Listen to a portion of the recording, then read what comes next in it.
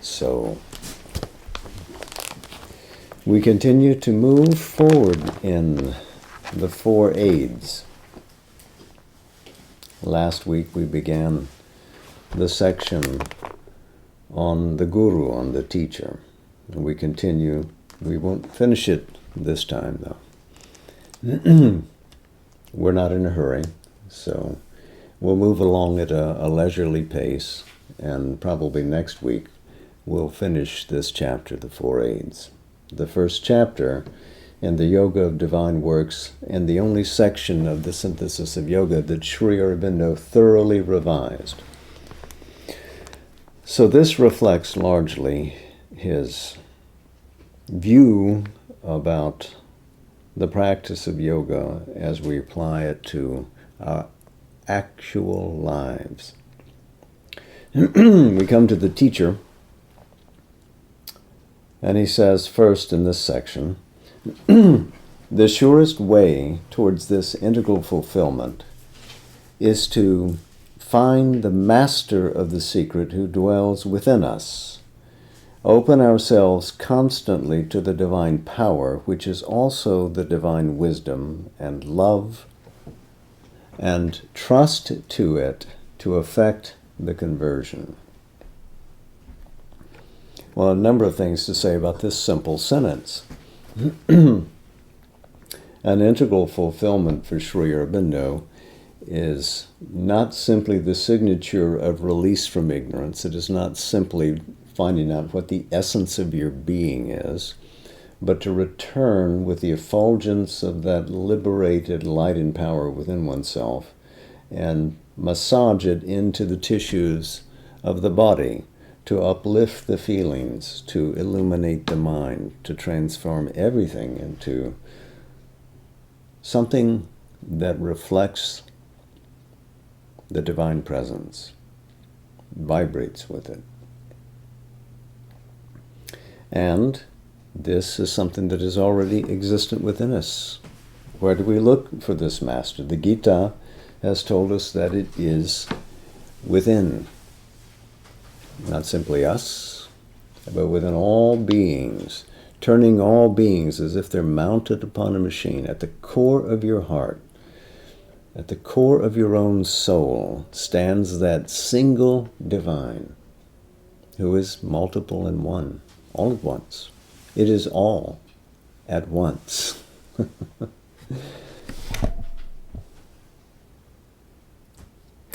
He says that we should open ourselves to the divine power.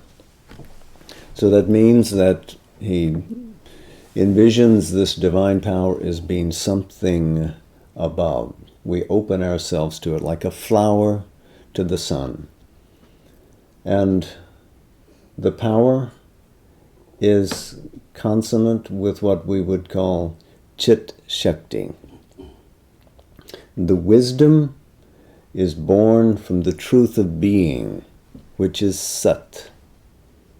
And love is a wave or an emanation or a sampling of the sea of Ananda, which this reality is. So it is Sat Chit Ananda, again, that Sri Aurobindo evokes in this opening sentence. This is also something core to his own personal experience. He did not need an external teacher to guide him in his path.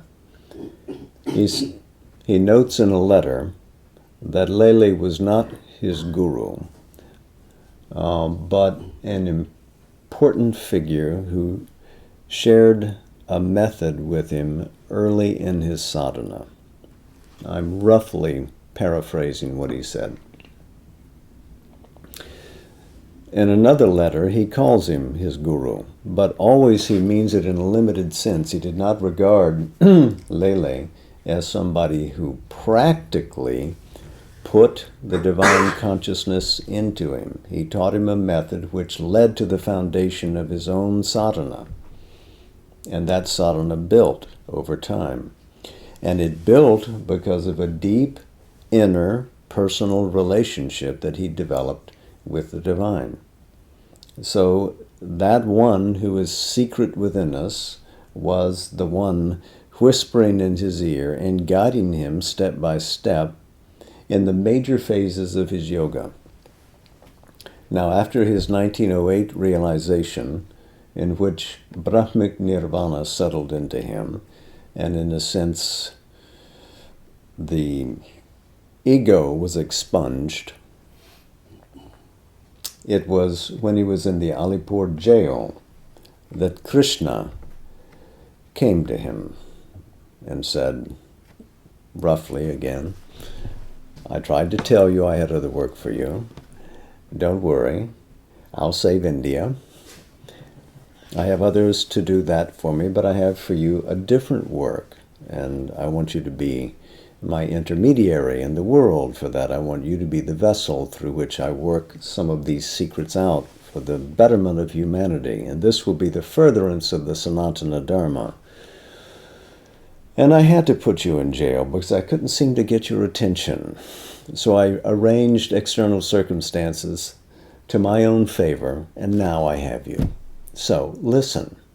And Sri Aurobindo listened and was led to the discovery of not simply an impersonal reality in which the world was vacant, but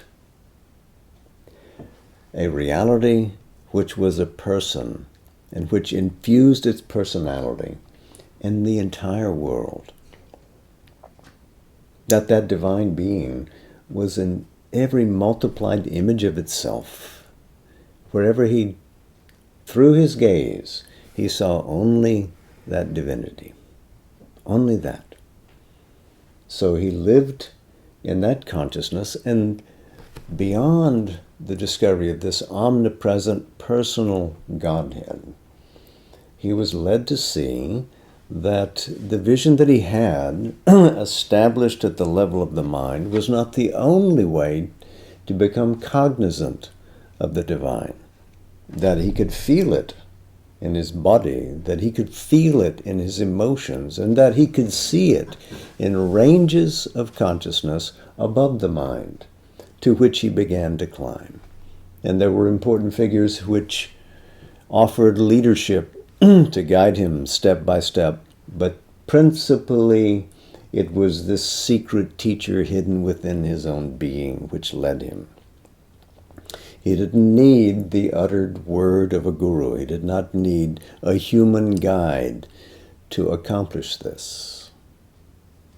And he stands out rather in stark contrast with almost all others in being so led from within to that great achievement. So we see in him, at the beginning of his yoga, the consolidation of the impersonal and the personal, of that which is transcendent to the cosmos, that which is deeply figured in all the cosmos, a transcendent and immanent reality which is one.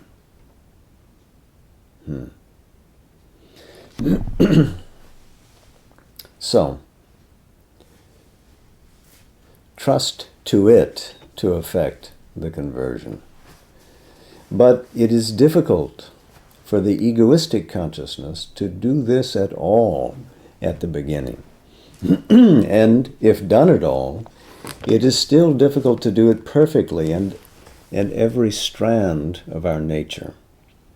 It is difficult at first because our egoistic habits of thought, of sensation, of feeling, block up the avenues by which we can arrive at the perception that is needed. We have this egoistic bent. Things must come to us in the way that we're accustomed to, that we're familiar with. That is me, this small definition of being, and that stands against the entirety of the universe. So we can't be open as long as we're egoistic. It is difficult afterwards because the faith, the surrender, the courage requisite in this path are not easy to the ego-clouded soul. So there is a soul which is really that thing in us that aspires to go beyond. And the ego clouds it, but these three things are principally important. Faith, Shraddha in Sanskrit, which, as Sri Aurobindo says elsewhere, is something soul-born. This is not a mental conviction. The faith that one has arises as a deep wave of knowledge from identity. It knows because it feels. It doesn't know a thing outside of itself. It feels resonant that this is true. It feels that that is a cognate reality to what I am and what I aspire to be. And so, faith, surrender, Atma Samarpana, the willingness to give up oneself to the large. When we're small, we feel defensive. We have to protect ourselves against the larger universe, which is what the ego offers us. A fence, a fortress against this thing which will overwhelm. But the soul, the strength of the soul, does not need that fence. When it reaches a status of evolution where it can step beyond that and live in concert with the world and not against the world. So Atma Samarpana. And finally, the courage. Courage, sahasa in Sanskrit. To step outside of the ego, one has to have a great heart. One has to have a great vision. One has to be living from the soul. To push it to the side and say, you stand over there in fear then. I'm going forward.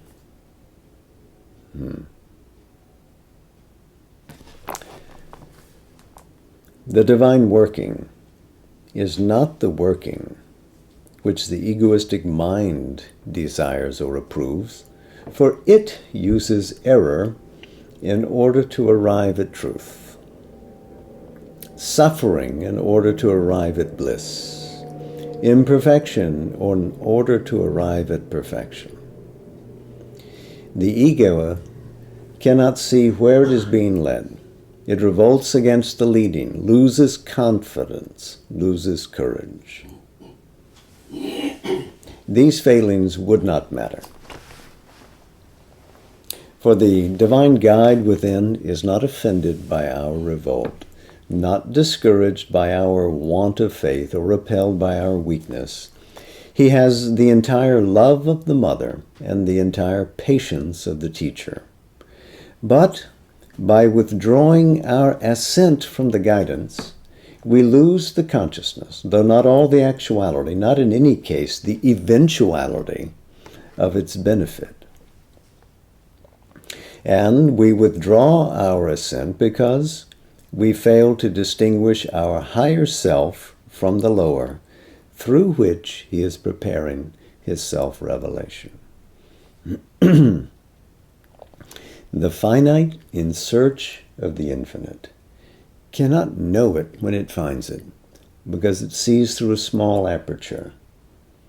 It can't see the entirety of what the infinite is.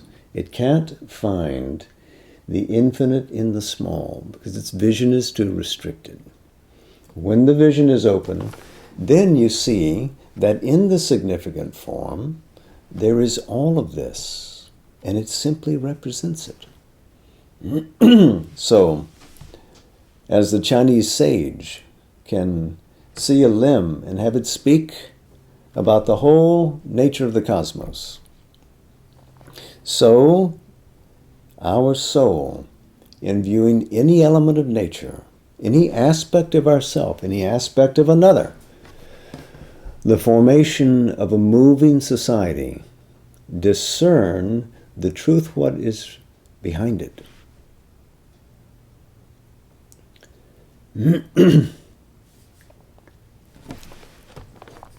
As in the world, so in ourselves, When we cannot see God because of His workings, and especially because He works in us through our nature and not by a succession of arbitrary miracles. Man demands miracles that he may have faith. He wishes to be dazzled in order that he may see. And this impatience, this ignorance, may turn into a great danger and disaster if, in our revolt against the divine leading, we call in another distorting force more satisfying to our impulses and desires and ask it to guide us and give it the divine name. And as we go on this adventure of consciousness, we will encounter forces larger than this so-called human who will, in seeming collaboration with us, be willing to bestow powers and illuminations upon us, which will actually entrap us. And so always to have the guidance, the surety, the tact of the soul present at the front, so that there is no ambition, there is no quest for satisfaction or vain fulfillment, that we really want the pure, the true.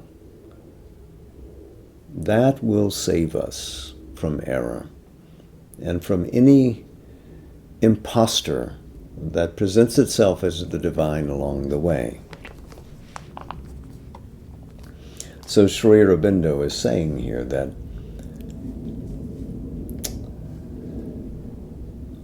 a progressive change is acceptable to the divine. It is not instant. We can't become perfect in an instant, but we will become eventually fulfilled.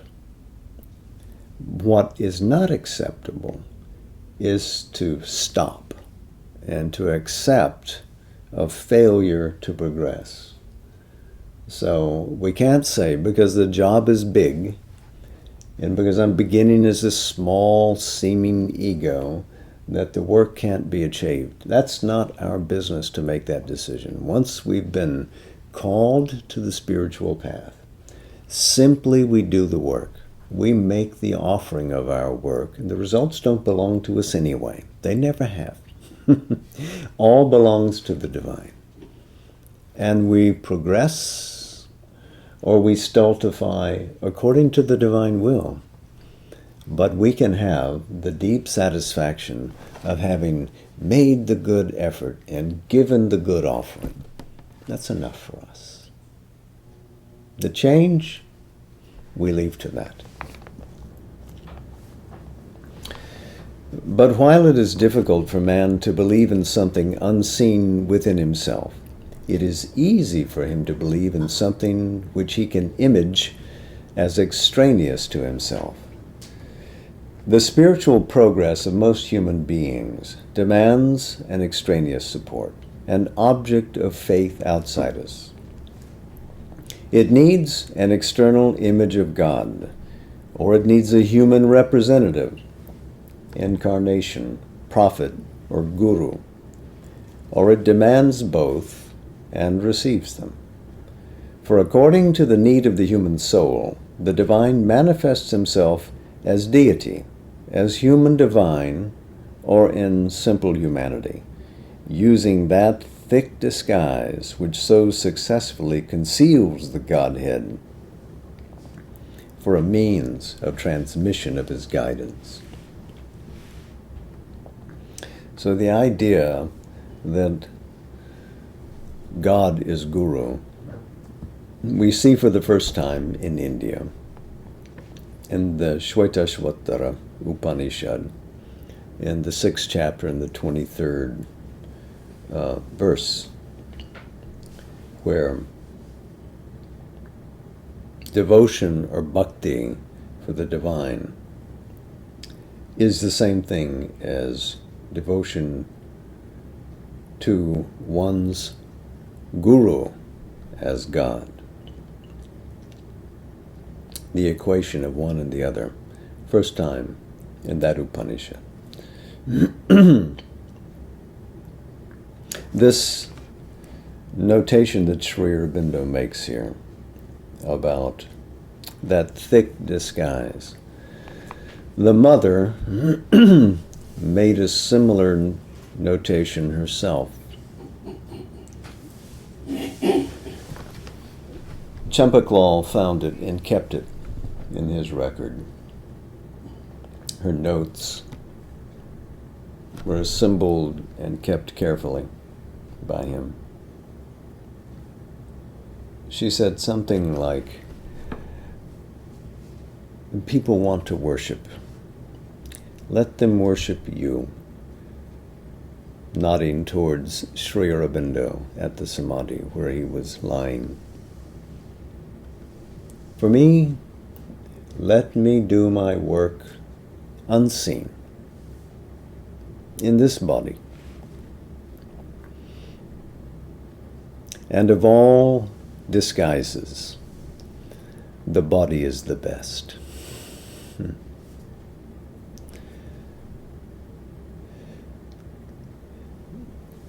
Our friend M.P. Pandit,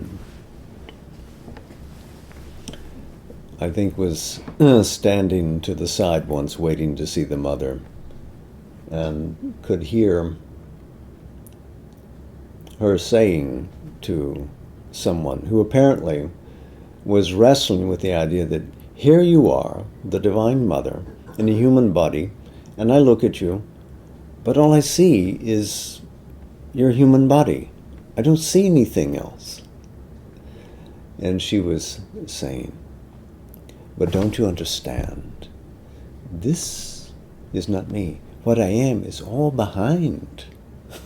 All behind. How do you develop that vision? If all you can see is the skin, is the epidermis, how do you know the substance that is behind? How do you get introduced to the subtler world, to the hierarchical nature of the universe, if you're limited to this physical being? Something has to crack through the physical crust so that you can open to those inner realities. Yoga is not possible if you're confined to this view, which is flat, a flat world view of what is the world. That is not the universe. That is not you.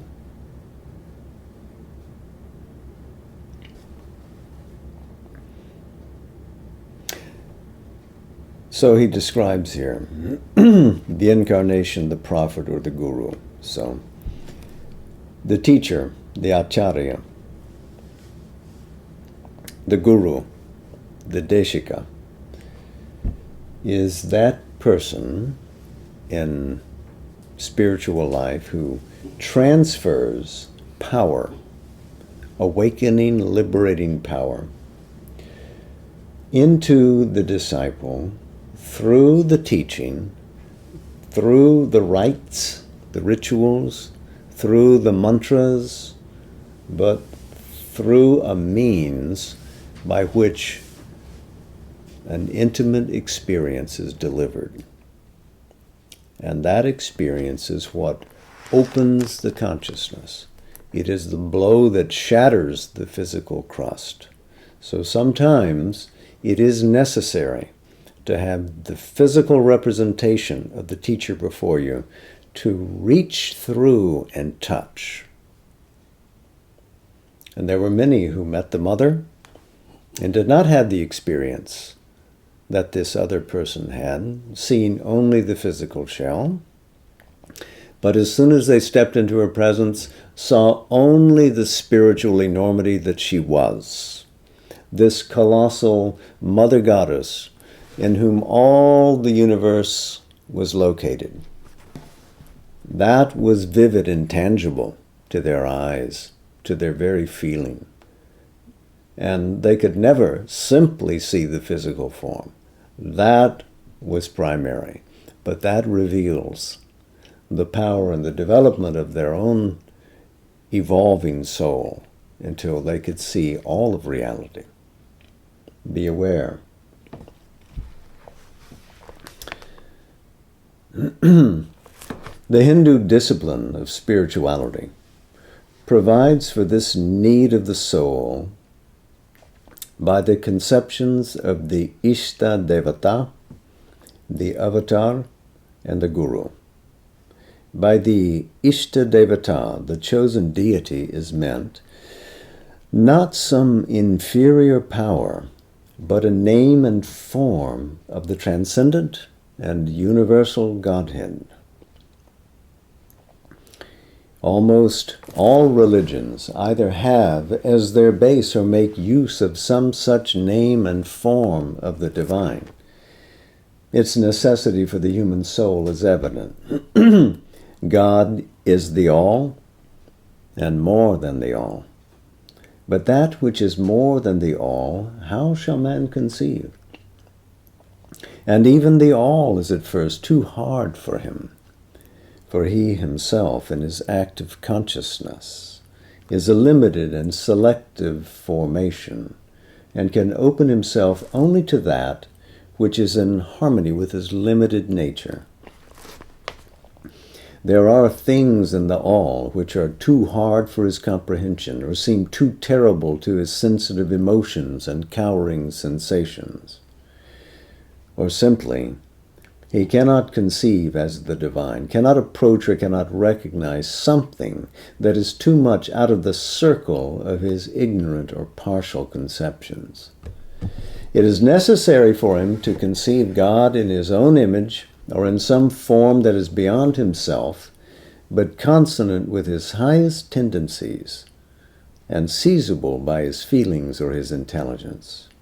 Otherwise, it would be difficult for him to come into contact and communion with the divine. So, a name and form of the transcendent and universal Godhead. So, one has a particular affinity with a form, and in entering into identity with that form, discovers the all behind, and the transcendent which is behind the all. It does not then remain exclusive, that only this is true. My God is true, and the other is not. It becomes all-inclusive. And this is true for other teachers as well. Sri Ramakrishna was famously capable of finding the identity between the absolute Brahman and the reality of Kali, the mother goddess. He said they are not different. It's the same reality.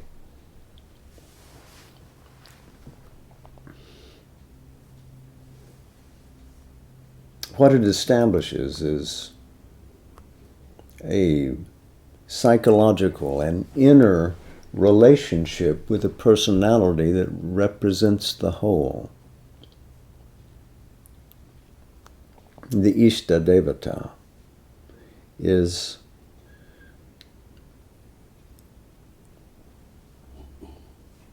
a true representative of the one who leads the soul to union, to yoga. He goes on, though, here. Even then, his nature calls for a human intermediary so that he may feel the divine in something entirely close to his own humanity and sensible in a human influence and example. This call is satisfied by the divine manifest in a human appearance, the incarnation, the avatar, Krishna, Christ, Buddha. Or if this is too hard for him to conceive, the divine represents himself through a less marvelous intermediary, prophet or teacher. For many who cannot conceive or are unwilling to accept the divine man are ready to open themselves to the supreme man, terming him not incarnation, but world teacher or divine representative. So the incarnation is the actual divine in a body. The prophet is one who is in profound communication with the divine and represents a world teaching, such as might a Muhammad to a waiting and thirsty world, would then be the Jagat Guru. Now, Sri Aurobindo is using the world teacher here in a different sense than he did at the beginning of the chapter. He continues, this also is not enough. A living influence, a living example, a present instruction is needed. For it is only the few who can make the past teacher and his teaching, the past incarnation and his example and influence, a living force in their lives. For this need also, the Hindu discipline provides in the relation of the guru and the disciple, the shishya. The guru may sometimes be the incarnation or world teacher, but it is sufficient that he should represent to the disciple the divine wisdom, convey to him something of the divine ideal, or make him feel the realized relation of the human soul with the eternal. And however faulty the guru may be, whatever human elements may exist, as long as there is that real relationship, that power of communion of the divine that is expressed and sensible, tangible in the teacher, then that being represents a truth, conveys a power.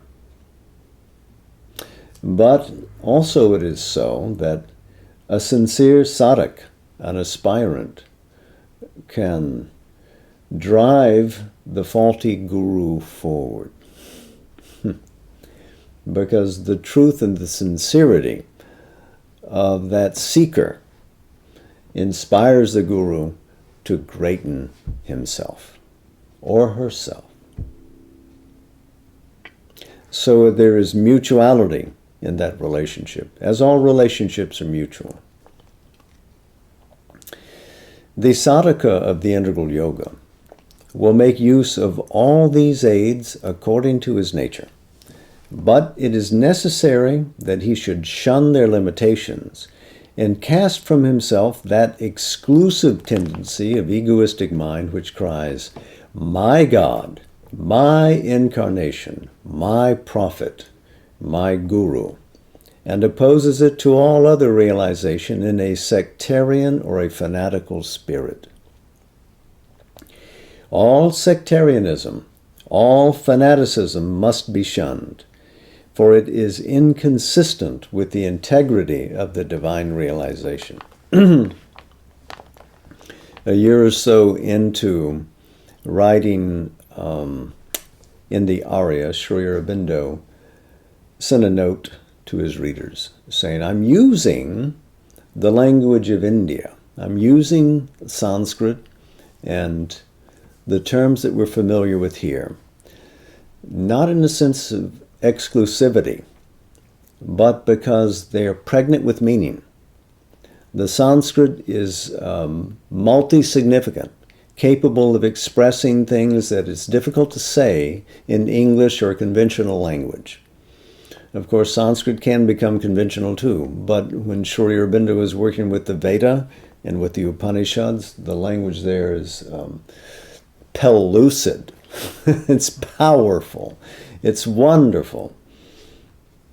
But he wanted to say that I am not simply teaching from India's tradition. What I'm saying resonates with the world. This is a world that demands an integration of East and West. And this is a way towards that. This is a way towards the integrality that we all seek. Integrality means that diversity is not excluded but made part of a living oneness. So why should any aspect, why should any teaching, why should the essence of any truth be excluded? It should be joyfully embraced and brought in. On the contrary, the sadhaka of the integral yoga will not be satisfied until he has included all other names and forms of deity in his own conception, seen his own Ishta Devata in all others, unified all avatars in the unity of him who descends in the avatar, welded the truth in all teachings into the harmony of the eternal wisdom. Nor should he forget the aim of these external aids, which is to awaken his soul to the divine within him. Nothing has been finally accomplished if that has not been accomplished. It is not sufficient to worship Krishna, Christ, or Buddha without, if there is not the revealing and the formation of the Buddha, the Christ, or Krishna in ourselves. And all other aids equally have no other purpose. Each is a bridge between man's unconverted state and the revelation of the divine within him.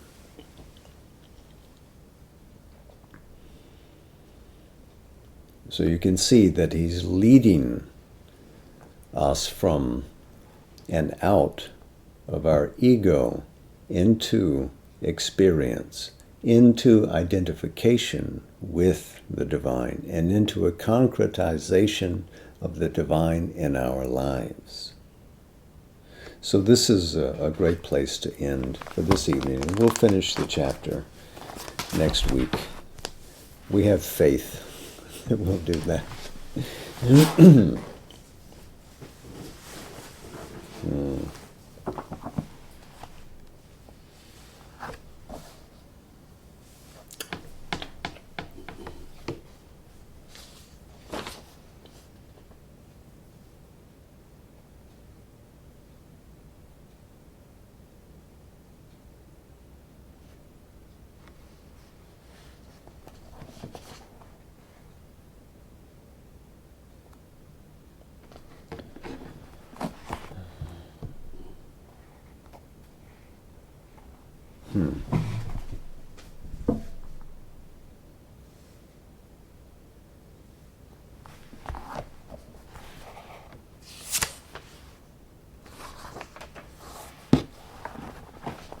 This is a continuation of the section in Savitri that we were reading last time.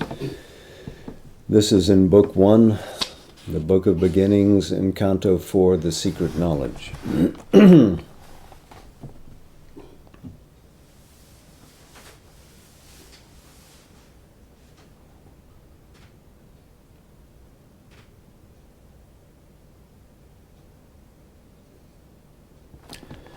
A greater personality sometimes possesses us, which yet we know is ours. Or we adore the master of our souls. Then the small bodily ego thins and falls, no more insisting on its separate self, losing the punctilio of its separate birth.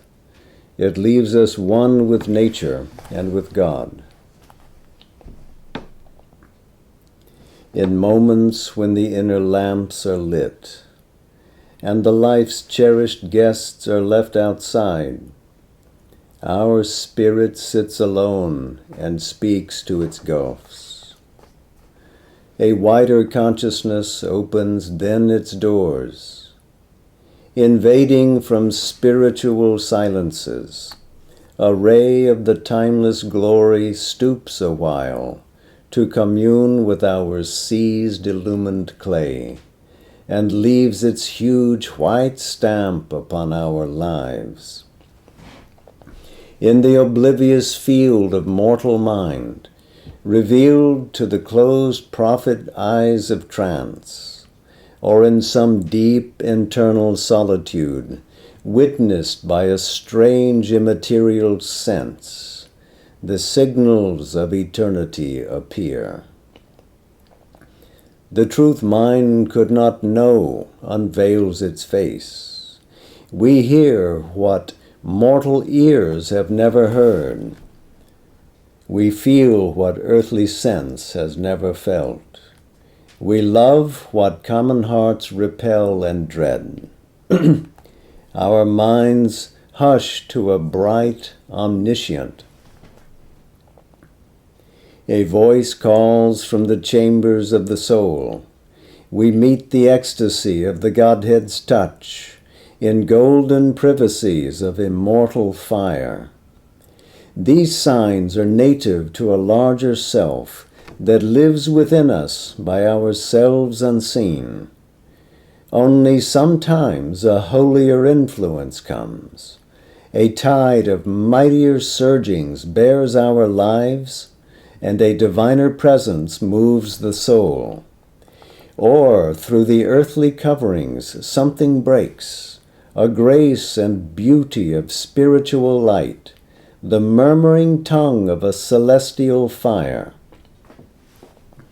Our self and a high stranger whom we feel, it is and acts unseen as if it were not. It follows the line of sempiternal birth, yet seems to perish with its mortal frame. Assured of the apocalypse to be, it reckons not the moments and the hours. Great, patient, calm, it sees the centuries pass, awaiting the slow miracle of our change in the sure, deliberate process of world force and the long march of all-revealing time. It is the origin and the master clue, a silence overhead, an inner voice, a living image seated in the heart, an unwalled wideness and a fathomless point, the truth of all these cryptic shows in space, the real towards which our strivings move, the secret grandiose meaning of our lives. A treasure of honey in the combs of God, a splendor burning in a tenebrous cloak. It is our glory of the flame of God, our golden fountain of the world's delight, and immortality cowled in the cape of death, the shape of our unborn divinity. It guards for us our fate in depths within, where sleeps the eternal seed of transient things. Always we bear in us a magic key, concealed in life's hermetic envelope. A burning witness in the sanctuary regards through time and the blind walls of form. A timeless light is in his hidden eyes. He sees the secret things no words can speak, and knows the goal of the unconscious world and the heart of the mystery of the journeying years.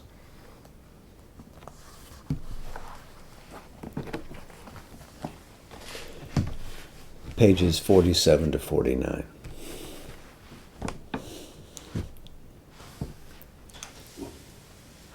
Namaste. Jai Ma.